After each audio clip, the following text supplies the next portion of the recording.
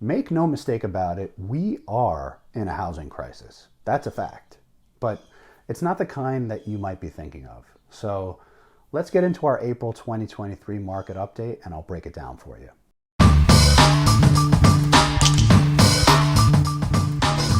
Real estate success without the BS. Hey, Matt Burns here, and I'm actually filming this on Tuesday, April 4th, for it to be released tomorrow to coincide with my bi-monthly email newsletter. And for this month's market update, we have to talk about everyone's favorite buzzword these days, crisis. It's probably what got you to click on this video in the first place, but it's a word that I don't throw around lightly. And I have to admit, it has lost some of its luster because it's been used and abused so much over this past year. But there is a real crisis going on, and it's with housing inventory. And that's not just nationally, but locally as well in the New York City area. The National Association of Realtors' latest data on total housing inventory for sale has us at 980,000 units, single-family homes, condos, and townhomes, for sale nationwide. And compared to this time last year, housing inventory is down 20%. That's 1 out of every 5 that's not there this time around. And I want to touch on why for a second. And the answer is really mortgage refinances. There will always be people buying and selling homes because of what I call the 4 Ds: diamonds, diapers, divorce, and deaths. But the discretionary movers, the upgrade movers, and even the downgrade movers are becoming a smaller and smaller pool of the sellers in today's market. And that's mainly because they locked in preferential interest rates compared to what we're looking at today. And at the end of the day, with home prices the way that they are and interest rates with the way that they are, it just doesn't make sense for the majority of people to move, right? Money talks, ladies and gentlemen.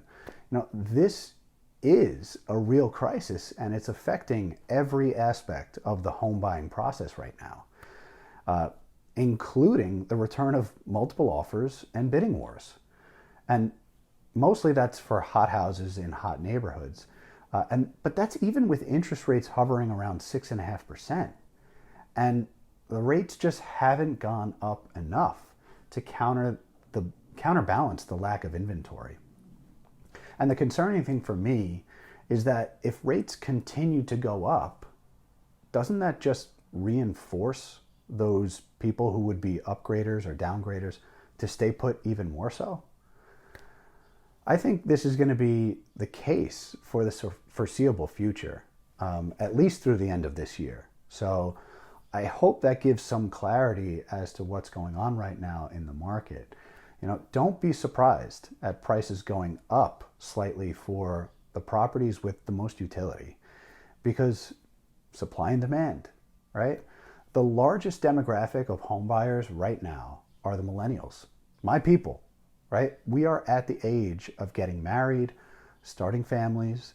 So we are looking for properties with 3+ bedrooms, a yard, good school districts, right? So there is going to continue to be a lot of competition for those properties across the board. Now, with that said, I am seeing a softening in the studio and 1-bedroom markets. And that's mainly because there isn't as much utility and a smaller buying pool of people specifically looking for those type of properties.